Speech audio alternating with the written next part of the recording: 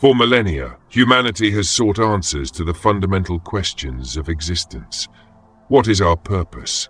How do we navigate suffering? Where do we find lasting peace? Across cultures and generations, sacred texts have emerged, offering glimpses into the nature of reality and the human condition. Among these timeless dialogues, the Bhagavad Gita stands as a profound and enduring guide.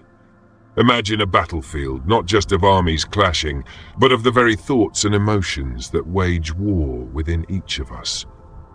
This ancient scripture, woven into the epic Mahabharata, unveils a conversation between a conflicted warrior and his divine charioteer, a dialogue that transcends time and speaks directly to the hidden battles we face in our own lives. Join us as we delve into the heart of this wisdom, exploring the timeless truths that illuminate the path to inner peace and understanding amidst the chaos of our modern world. Discover the hidden war inside you and the profound guidance the Bhagavad Gita offers to navigate its complexities. There is a battlefield inside you, a place no one else can see, but you feel it every single day. Doubt, anxiety, fear, desire. They rise like waves crashing against your calm. One moment you are centered, the next swept away in a storm of thoughts. But what if I told you this inner war is not a mistake? What if it is not a sign that you are failing? What if this struggle is the doorway you have been searching for?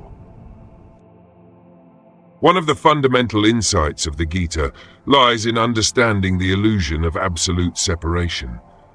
We often perceive ourselves as isolated entities, distinct and disconnected from the world around us and even from our own deeper selves. This sense of separateness fuels our anxieties, our desires, and our fears as we strive to protect and assert our individual existence. Yet the ancient wisdom whispers of a deeper interconnectedness. Like waves on the same ocean, we may appear as individual forms, but we are all part of a larger unified reality. Recognizing this underlying unity can begin to dissolve the boundaries of the inner battlefield, offering a broader perspective on our struggles. Over 5,000 years ago, on a vast plain called Kurukshetra, a warrior named Arjuna stood frozen, paralyzed by an inner conflict so powerful he could not lift his bow. His heart was torn between duty and despair, between love and fear, between right and right. Because sometimes life does not offer clear choices. It offers two paths, both with pain, both with sacrifice. Arjuna's crisis is deeply rooted in the concept of dharma, a term often translated as duty, righteousness, or one's inherent nature. The Gita explores the complexities of fulfilling one's dharma in a world filled with conflicting obligations. It suggests that true fulfillment lies not merely in external actions, but in aligning our actions with our inner truth and the greater cosmic order. Understanding our own dharma requires introspection and self-awareness. What are our natural inclinations? What are our responsibilities to ourselves, our loved ones, and the world around us? The Gita guides us to discern our unique path and to act in accordance with it, even when faced with difficult choices. And in that trembling silence, the voice of Krishna arose. A voice not meant only for Arjuna, but for you, for me, for anyone standing at the crossroads of inner conflict. A significant source of our inner turmoil stems from the illusion of control. We strive to dictate outcomes, to mold reality according to our desires, and we experience frustration and suffering when things don't go our way.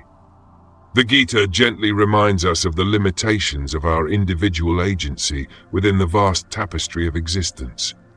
While we have the power to choose our actions, the fruits of those actions are often beyond our direct control. Recognizing this distinction can liberate us from unnecessary anxiety and allow us to focus our energy on what we can influence, our intentions and our efforts. You have the right to your actions, but not to the fruits of your actions. Let that sink in. Think about how deeply we are wired to measure our worth by what we achieve: the job title, the number of followers, the praise, the paycheck, validation after validation after validation. But Krishna invites you to unhook, not from life, but from attachment to outcomes. The Gita emphasizes the importance of cultivating equanimity, a state of mental calmness and composure, especially in difficult situations. This doesn't mean suppressing emotions, but rather learning to observe them without judgment and without allowing them to overwhelm our inner peace.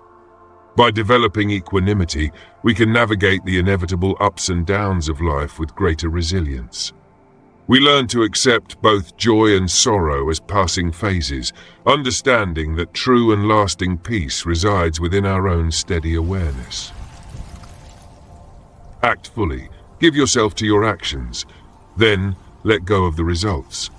This is not passivity. It is not about withdrawing from life. It is about engaging even deeper, but without clinging. Imagine planting a seed. You nurture it, you protect it, but you cannot force it to bloom tomorrow. You can only act and then trust. At the heart of the Gita's wisdom lies the understanding of the true self, or Atman.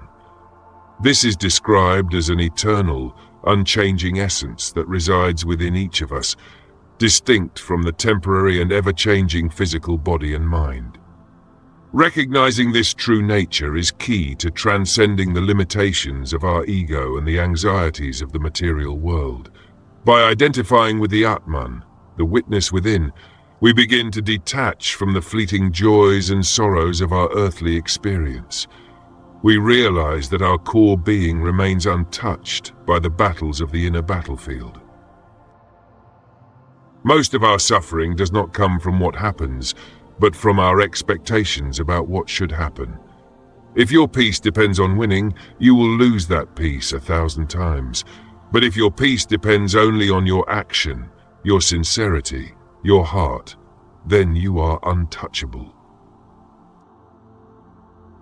The Bhagavad Gita speaks of a man of steady wisdom, someone who remains untouched by success or failure, a person who is not shattered by praise nor broken by blame. The mind is like a wild horse. It charges, it bucks, it gets spooked by shadows. And if you chase after it, trying to control it by force, you will exhaust yourself. The Gita emphasizes various paths to self-realization, and jnana yoga, the path of meditation, is a crucial aspect. Through consistent practice, we can learn to quiet the restless mind, to observe our thoughts and emotions without attachment, and to connect with the deeper stillness within. Meditation is not about emptying the mind, but rather about cultivating awareness. It is about creating space between our thoughts and our true self, allowing us to respond to life's challenges with greater clarity and wisdom. But if you sit still, if you breathe, if you wait with presence, the mind settles itself. This is yoga. Not bending the body into impossible shapes, but weaving the mind into unity, union, awareness, equanimity. And through that stillness, something profound emerges: clarity without noise, strength without aggression, presence without pressure. Navigating the inner battlefield requires the sharp tool of discernment, viveka. This is the ability to distinguish between what is real and what is illusory, between the temporary and the eternal, between the voice of wisdom and the whispers of the ego. Cultivating discernment allows us to see through the fleeting attractions and aversions that often drive our actions and create inner conflict. It empowers us to make choices aligned with our highest good and to navigate the complexities of life with greater clarity. The Gita does not offer easy slogans. It does not say, "Be happy all the time." It says, "Face your war, stand in your discomfort, act with love without needing reward." Truth will unsettle you, it will shake your foundations, it will strip away your comforts and challenge what you cling to, but it will also set you free. Another powerful path illuminated by the Gita is Bhakti Yoga, the yoga of devotion. This path emphasizes cultivating a deep and loving connection to the divine or to a higher principle. Through selfless love, surrender, and faith, we can transcend the limitations of the ego and find solace and strength in something greater than ourselves. Bhakti can manifest in various forms, from prayer and contemplation to selfless service and the offering of our actions with love. It is a path of the heart, allowing us to connect with the deepest source of peace and joy within. Liberation is not far away. It does not wait for perfect conditions. It is here, now. In how you meet this moment, not by running from the storm, but by standing in it, awake. So the next time you feel lost, overwhelmed by the noise of life, when the mind is loud and the path ahead uncertain, remember, you are not broken. You are at war with your mind, with doubt, with fear, with the weight of becoming. And that is okay. Because the one who becomes still amidst the battle, the one who does not flinch in the fire, is the one who becomes truly free. A person who is not disturbed by happiness or distress and remains steady in both becomes eligible for liberation. So let the battle come. You are ready. Not because you have no fear, but because you are learning to stand still within it. This is the path. Not away from chaos, but into clarity. Not into escape, but into truth. And in that truth, you are already free. The battlefield is still there, but now you walk through it, not as a victim of chaos, but as its witness. And when the world tries to pull you in 1,000 directions, return to this inner knowing that you are not your thoughts, you are not your outcomes, you are not even your fear, you are the witness, the stillness beneath the waves, the clarity behind the clouded mind. No matter how loud the noise becomes, you can always return here. This inner sanctuary, this sacred space within, this battlefield that becomes your temple. And in the heart of the storm, you will find something unshakable. Not because life gets easier, but because you learn to meet it with presence, with steadiness, with love. This is what the Gita calls the path of the warrior sage. Not to escape the world, but to live in it, awake. Not to seek control, but to embody surrender. And in that surrender, you discover your deepest strength.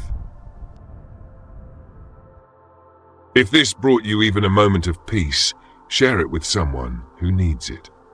Subscribe for weekly wisdom. Let's unravel the mind together.